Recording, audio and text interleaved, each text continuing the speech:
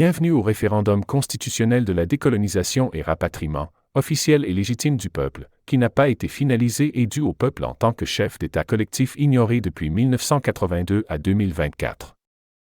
Référendum déterminant, automatiquement et légalement, le peuple, comme chef d'État collectif. Document vivant contraignant. À tous les Canadiens, véritables actionnaires de la Couronne du Canada et des sociétés d'État. Pour le bien de notre pays, veuillez lire et signer électroniquement le référendum populaire ci-dessous, qui est également notre lettre d'indépendance de la Couronne impériale. Vous devez faire défiler la page jusqu'en bas pour signer. Vous devez être citoyen canadien, âgé de 15 ans et plus pour signer. Lorsque vous signez, votre nom et vos informations personnelles ne sont affichés nulle part. Seuls les commentaires sont affichés. Nous vous remercions pour votre support. Équipe CPU. Le peuple, comme chef d'État collectif. Référendum constitutionnel 1982 à 2024. Document vivant contraignant. Le 3 novembre 2024. Objectif du référendum. Le gouvernement canadien avait l'obligation d'organiser un référendum constitutionnel national pour ses citoyens avant la demande de la loi sur le Canada 1982 fait par le Parlement et le Sénat au Royaume-Uni, qui n'a rapatrié que partiellement la Constitution le 17 avril 1982. Les affaires étrangères du Commonwealth du Royaume-Uni ont déclaré qu'en raison du fait que le gouvernement n'avait pas tenu de référendum avant le rapatriement de la Constitution du Royaume-Uni, le Parlement impérial ne pouvait pas procéder au rapatriement, comme l'avait espéré M. Trudeau. Au lieu de cela, le premier ministre Trudeau a été contraint d'accepter des amendements postérieurs au rapatriement, qui n'ont toujours pas été mis en œuvre 42 ans plus tard, et qui ont été cachés au peuple jusqu'à ce jour. Les amendements constitutionnels ne peuvent être acceptés par le Parlement impérial qu'en accord avec les souhaits du peuple du Dominion dans son ensemble, et non à la demande du gouvernement fédéral ou des provinces. Rapport Kershaw, Déclaration de la Commission des Affaires étrangères du Commonwealth, pages 33 et 34. Décolonisation, rapatriement de 1982, coup d'État constitutionnel, aurait dû donner une indépendance totale et le plein pouvoir au peuple de choisir ce que nous décidons ensemble, en ce qui concerne notre propre pays. Cet accord n'a jamais été finalisé et a servi de coup d'État parlementaire et provincial interne contre les peuples du Canada. Ce coup d'État a été étendu à partir du 17 avril 1997 à Sa Majesté la Reine Élisabeth II et maintenant à Sa Majesté le Roi Charles III, en tant que chef d'État du Canada. Par conséquent, le peuple canadien a la prérogative de rectifier le prétendu coup d'État 1982 qui aurait sapé le rapatriement constitutionnel de la loi Canada 1982, orchestré par le gouvernement libéral de Pierre Trudeau, le Parlement, le Sénat et les premiers ministres provinciaux. Le gouvernement canadien a promulgué la loi, sans obtenir un référendum obligatoire des Canadiens concernés concernant le maintien de la monarchie ou de la loi du Canada 1982. Parce que nous n'avons pas eu droit à un référendum sur ces questions et sur la manière dont nous voulions nous gouverner, la loi du Canada 1982 a été appliquée sans notre consentement, maintenant ainsi la suprématie de la Couronne et du Parlement sur le peuple. Prévoir la démocratie parlementaire, comme l'issue légitime, ne peut pas vraiment être considéré comme un acte d'autodétermination libre. Le gouvernement canadien a violé à plusieurs reprises les instruments juridiques internationaux qu'il s'était engagé à respecter, portant ainsi atteinte aux droits et à la dignité de tous les Canadiens. Malheureusement, les gouvernements précédents ont également commis de nombreuses violations des droits de l'homme. Depuis 1982, la situation s'étant considérablement aggravée au cours des 4 dernières années. Dans une déclaration faite au cours des réunions parlementaires, Sir B. Bren a affirmé que le projet de loi canadien avait été envoyé au Royaume-Uni par le gouvernement canadien et que certaines parties de la Charte violaient les accords internationaux que le Canada et le Royaume-Uni avaient ratifiés. Les Hansard contiennent des informations bien plus choquantes qui indiquent qu'un coup d'État a été commis contre nous par notre propre gouvernement et par tous les autres gouvernements depuis 42 ans. Les preuves suggèrent que les autorités gouvernementales ont systématiquement sapé les processus démocratiques au cours des 4 dernières décennies. Voir les discussions au Parlement britannique concernant le projet de loi canadien 1982.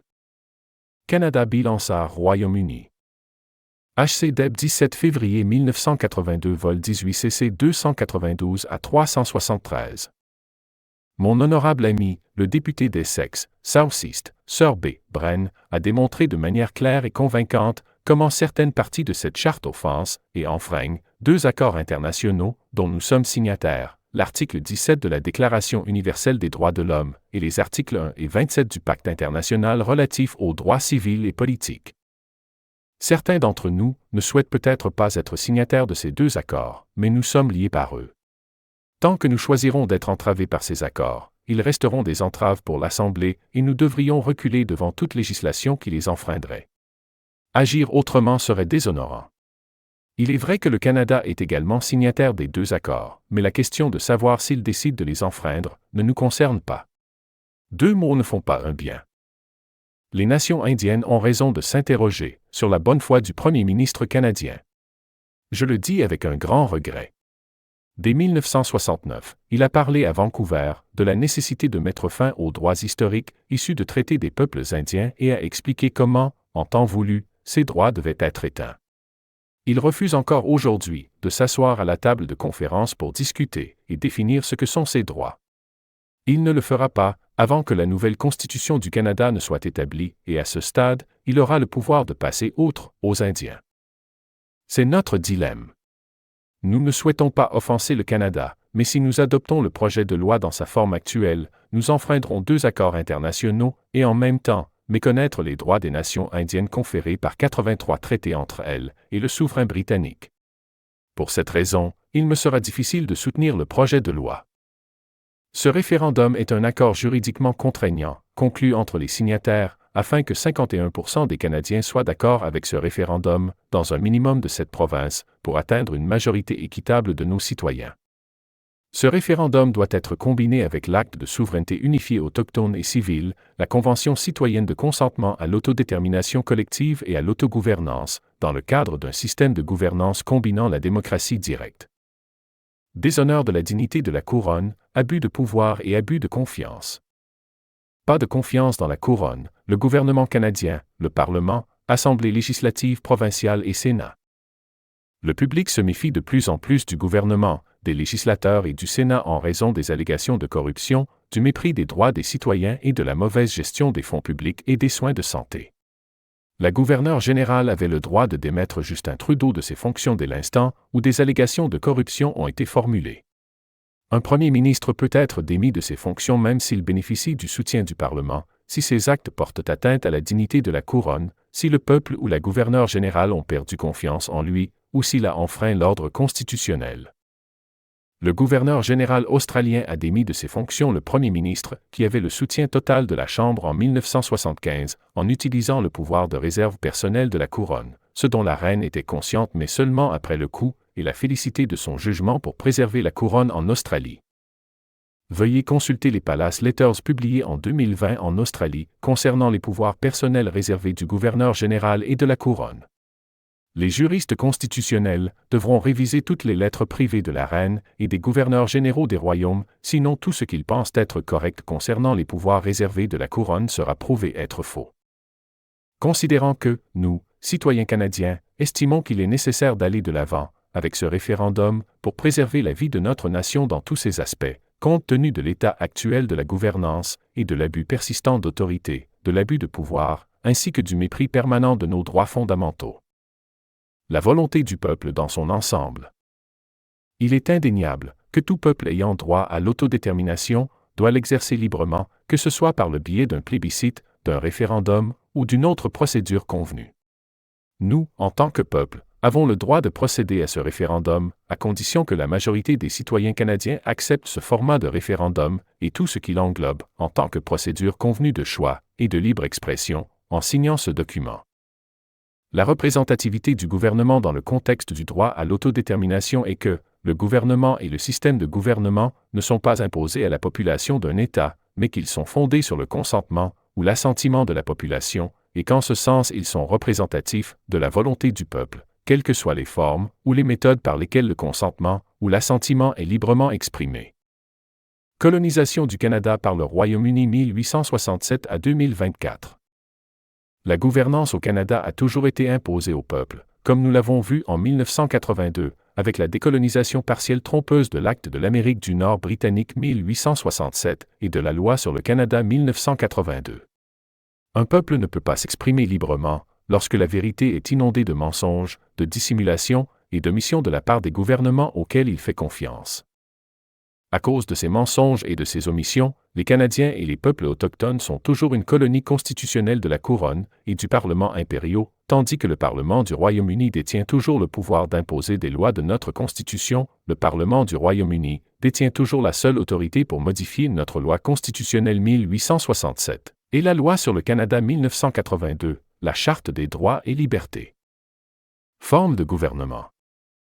Le droit international n'impose aucune restriction au choix du peuple quant à la forme de gouvernement, tant que l'exercice de ce choix se fait de manière libre, sans aucune influence ou coercition extérieure. Il ne dit pas non plus qu'un gouvernement est suprême et a le dernier mot sur un peuple. En conséquence, nous, les citoyens canadiens sous-signés, acceptons librement d'exercer nos droits civils et politiques collectifs et personnels, y compris tous les autres droits, que nous possédons pour organiser ce référendum par nous, les peuples du Canada, sans interférence ou entrave de la part des gouvernements fédéraux, provinciaux ou municipaux canadiens, ou des tribunaux, par le biais de nos droits légaux reconnus, qui lient le Canada et le Royaume-Uni. Démettre officiellement le roi Charles III de ses fonctions de chef d'État du Canada. Constituant un peuple souverain collectif dans son ensemble, en tant que chef d'État collectif au sein du Canada, étant les détenteurs collectifs et légaux, légitimes de sa société unique collective et de ses agrégats de société et le transfert au peuple de tous les pouvoirs de la couronne, y compris les pouvoirs militaires et de réserves personnelles, prérogatives, etc. Faire passer les Canadiens d'un système de démocratie parlementaire néocoloniale à un système de gouvernance combinant la démocratie parlementaire et démocratie directe au Canada, dans le délai nécessaire à la mise en œuvre des changements. Corriger notre Constitution si nécessaire, supprimer les lois inconstitutionnelles qui négligent nos droits et celles qui sont le fruit d'erreurs et d'omissions.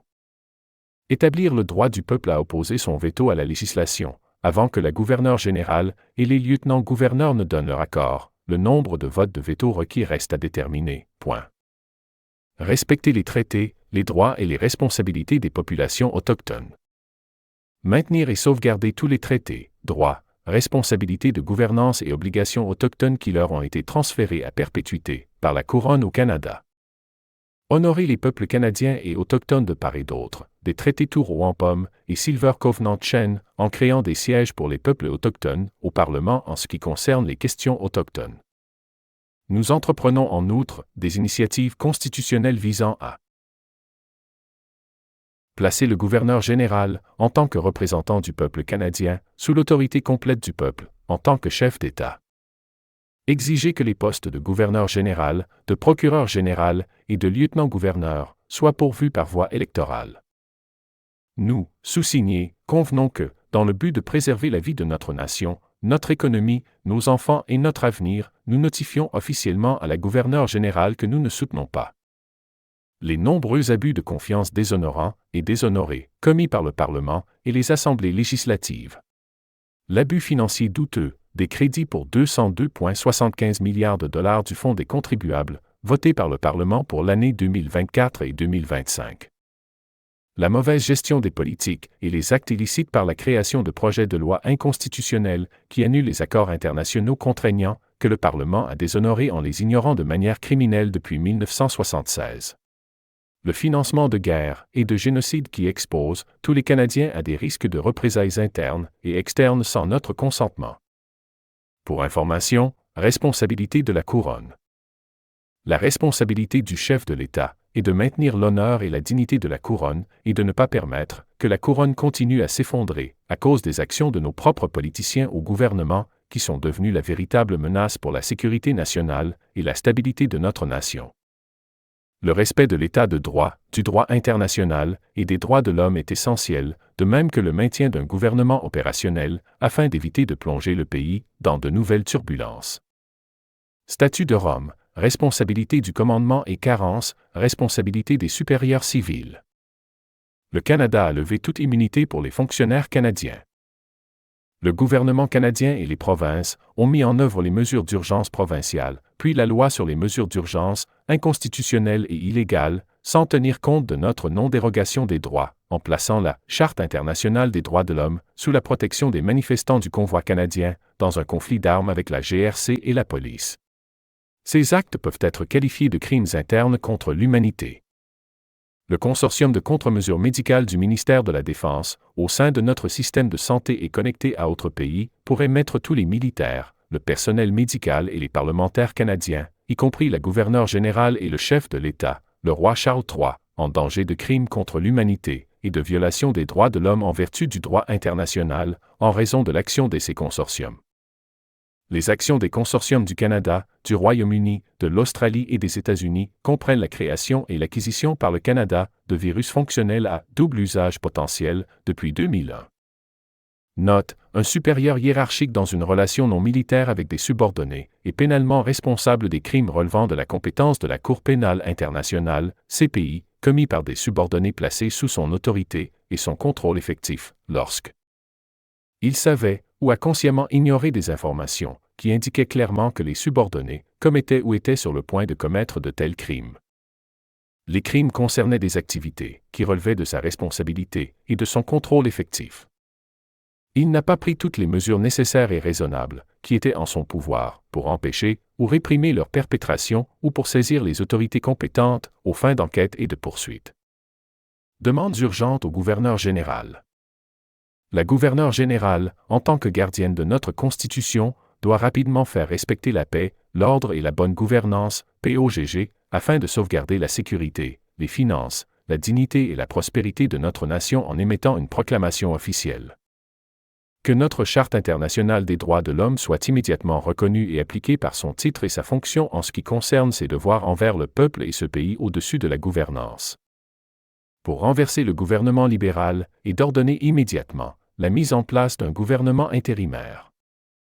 D'appeler à une élection immédiate.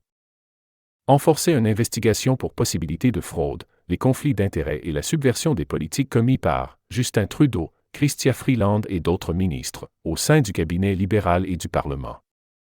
La gouverneure générale devrait reporter la sanction royale de tous les projets de loi en suspens, jusqu'à ce qu'un nouveau procureur général et ministre de la Justice soit nommé, qui respectera notre Charte internationale des droits de l'homme, les principes de Syracuse, et garantira la constitutionnalité de la législation avant sa promulgation, puisque notre Charte internationale des droits de l'homme est inhérente à la Charte des droits et des libertés.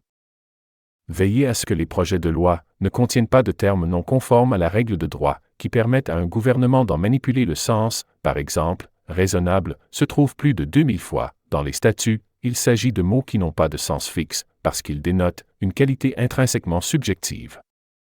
Demandes urgentes aux parlementaires et aux sénateurs. De s'abstenir immédiatement, de permettre à des projets de loi inconstitutionnels d'aller de l'avant et d'abroger tous les projets de loi inconstitutionnels adoptés au cours des 5 dernières années et auparavant, qui portent atteinte à notre Charte internationale des droits de l'homme et aux droits de non-dérogation qui lient le Canada et le Royaume-Uni. D'examiner la violation de ces droits, ce qui rendrait également inconstitutionnelle la plupart des lois adoptées par le Parlement, les assemblées législatives provinciales et les législatures municipales.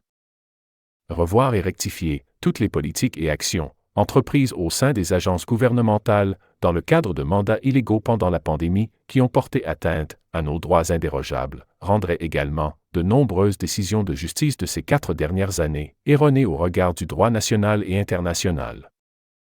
D'examiner les pénalités et les amendes inutilement imposées au public par tous les niveaux de gouvernance et les services de police dans l'ensemble du pays. D'être attentif, en lisant les déclarations faites par les membres du Parlement britannique dans le Hansard en 1982, en ce qui concerne les pleins droits des peuples. S'informer sur l'ensemble de la Charte internationale des droits de l'homme avant d'autoriser l'adoption de tout projet de loi par le Parlement et le Sénat. Ce référendum des citoyens canadiens est initié par nos droits légalement protégés et ratifié par le Canada et le Royaume-Uni 1948 et 1976. Citoyens canadiens exerçant nos droits civils et politiques collectifs à l'autodétermination et à l'autonomie dans le cadre de la Charte internationale des droits de l'homme. La Déclaration universelle des droits de l'homme. Adoptée et proclamée par l'Assemblée générale dans sa résolution 217A-3 du 10 décembre 1948. Le Pacte international relatif aux droits civils et politiques. Adopté et ouvert à la signature, à la ratification et à l'adhésion, par la résolution 2200-A-21 de l'Assemblée générale du 16 décembre 1966 entrée en vigueur, 23 mars 1976, conformément à l'article 49, ratifié par le Canada et le Royaume-Uni 1976. Le Pacte international relatif aux droits économiques, sociaux et culturels. Adopté et ouvert à la signature, à la ratification et à l'adhésion par la résolution de l'Assemblée générale 2200-A-21 du 16 décembre 1966 entrée en vigueur, 3 janvier 1976, conformément à l'article 27, ratifié par le Canada et le Royaume-Uni 1976. Les principes de Syracuse, non-dérogation des droits. En tant que peuple, nous avons perdu toute confiance en notre gouvernement, en nos parlementaires et en nos assemblées législatives provinciales, en raison de la corruption présumée, qui s'est produite dans l'ignorance malveillante de nos droits, de l'état de droit et de l'utilisation abusive de nos fonds. La gouverneure générale avait le droit de démettre Justin Trudeau de ses fonctions, à la minute où les allégations de corruption ont été formulées. Au lieu de cela, nous assistons à la disparition totale de l'honneur et de la dignité de la couronne vis-à-vis de son devoir fiduciaire et de sa responsabilité à l'égard du peuple. En conséquence, nous, citoyens canadiens, estimons qu'il est nécessaire d'aller de l'avant avec ce référendum pour supprimer et remplacer le roi Charles III en tant que chef d'État, par le peuple canadien en tant que chef d'État collectif, la corporation unique et l'agrégat de corporations, représentés par un gouverneur général élu, étant donné l'état actuel de la gouvernance canadienne et l'abus persistant d'autorité, l'abus de pouvoir, ainsi que le mépris continu de nos droits fondamentaux. ICCPR, Pacte international relatif aux droits civils et politiques. Entrée en vigueur, 23 mars 1976. Conformément à l'article 49. Préambule. Les États partis au présent pacte. Considérant que, conformément aux principes énoncés dans la Charte des Nations Unies, la reconnaissance de la dignité inhérente à tous les membres de la famille humaine et de leurs droits égaux et inaliénables constitue le fondement de la liberté, de la justice et de la paix dans le monde. Reconnaissant que ces droits découlent de la dignité inhérente à la personne humaine. Reconnaissant que, conformément à la Déclaration universelle des droits de l'homme, l'idéal de l'être humain libre, jouissant des libertés civiles et politiques, et libéré de la crainte et de la misère, ne peut être réalisé que si des conditions permettant à chacun de jouir de ses droits civils et politiques, aussi bien que de ses droits économiques, sociaux et culturels, sont créées. Considérant que la Charte des Nations Unies impose aux États l'obligation de promouvoir le respect universel et effectif des droits et des libertés de l'homme. Réalisant que l'individu, ayant des devoirs envers les autres individus et envers la communauté à laquelle il appartient, a la responsabilité de s'efforcer de promouvoir et de faire respecter les droits reconnus dans le présent pacte, sont convenus des articles suivants. Première partie. Article 1. 1. Tous les peuples ont le droit de disposer d'eux-mêmes. En vertu de ce droit, ils déterminent librement leur statut politique et assurent librement leur développement économique, social et culturel. 2. Tous les peuples mais disposent librement, à leur propre fin, de leurs richesses et de leurs ressources naturelles, sans préjudice des obligations découlant de la coopération économique internationale, fondée sur le principe de l'avantage mutuel et du droit international. En aucun cas, un peuple ne peut être privé de ses propres moyens de subsistance. 3. Les États partis au présent pacte, y compris ceux qui ont la responsabilité d'administrer des territoires non autonomes et des territoires sous tutelle, doivent favoriser la réalisation du droit des peuples à disposer d'eux-mêmes et respecter ce droit, conformément aux dispositions de la Charte des Nations Unies. Partie 2. Article 2. 1. Chacun des États partis au présent pacte s'engage à respecter et à garantir à tous les individus se trouvant sur son territoire et relevant de sa compétence les droits reconnus dans le présent pacte, sans distinction aucune, notamment de race, de couleur, de sexe, de langue, de religion, d'opinion politique ou de toute autre opinion, d'origine nationale ou sociale, de fortune, de naissance ou de toute autre situation.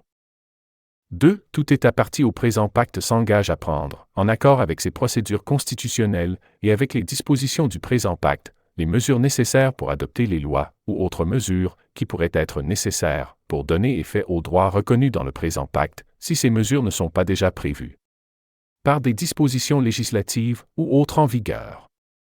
3. Chaque État parti au présent pacte s'engage A. Garantir que toute personne dont les droits ou libertés reconnus dans le présent règlement ont été violés dispose d'un recours effectif, alors même que la violation aurait été commise par des personnes agissant dans l'exercice de leurs fonctions officielles. B. D'assurer à toute personne qui exerce un tel recours la détermination de son droit par les autorités judiciaires, administratives ou législatives compétentes ou par toute autre autorité compétente prévue par l'ordre juridique de l'État, et de développer les possibilités de recours juridictionnel. C. Veiller à ce que les autorités compétentes fassent appliquer ces mesures lorsqu'elles sont accordées. Article 3. Les États partis au présent pacte s'engagent à assurer le droit égal des hommes et des femmes de jouir de tous les droits civils et politiques énoncés dans le présent pacte. Article 4. 1. Dans le cas où un danger public exceptionnel menace l'existence de la nation et est proclamé officiellement, les États partis au présent pacte peuvent prendre, dans la stricte mesure où la situation l'exige, des mesures dérogeant aux obligations prévues dans le présent pacte, sous réserve que ces mesures ne soient pas incompatibles avec les autres obligations que leur impose le droit international et qu'elles n'entraînent pas une discrimination fondée uniquement sur la race, la couleur, le sexe, la langue, la religion ou l'origine sociale. 2. Aucune dérogation aux articles 6, 7, 8, paragraphes I et 2, 11, 15, 16 et 18 ne peut être faite en vertu de cette disposition. 3. Tout État parti au présent pacte, qui use du droit de dérogation, fait connaître aussitôt aux autres États partis au présent pacte, par l'entremise du secrétaire général de l'Organisation des Nations Unies, les dispositions auxquelles il a dérogé, et les motifs qui l'ont amené à le faire. Une nouvelle communication sera faite, par le même intermédiaire, à la date à laquelle il mettra fin à la dérogation. Article 5. 1. Aucune disposition du présent pacte ne peut être interprétée comme impliquant pour un État, un groupement ou un individu, un droit quelconque de se livrer à une activité, ou d'accomplir un acte visant à la destruction des droits et libertés reconnus dans le présent pacte, ou à des limitations plus amples que celles prévues dans le présent pacte. 2. Il ne peut y avoir aucune restriction ou dérogation à l'un quelconque des droits fondamentaux de l'homme reconnus ou existants dans tout État parti au présent pacte en vertu d'une loi, d'une convention, d'un règlement ou d'une coutume, sous prétexte que le présent pacte ne reconnaît pas ces droits ou qu'il les reconnaît à un moindre degré. Voir le document complet. Dans le tribunal de l'opinion publique, la vérité et le bon sens prévaudront.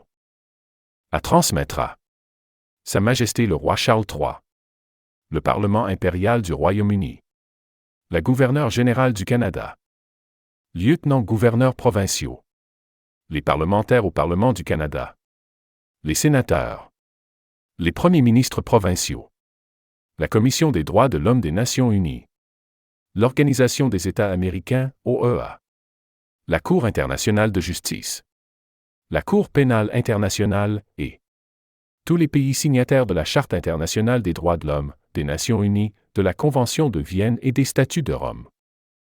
Nicole Lebrasseur, PDG. The Canadian People Union. Mise en garde, les textes inclus dans ce document ne constituent en aucun cas un avis juridique.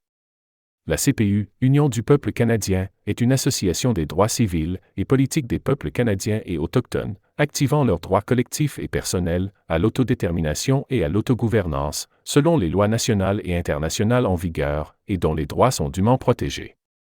Veuillez noter que leurs représentants n'agissent qu'à titre de recherchistes.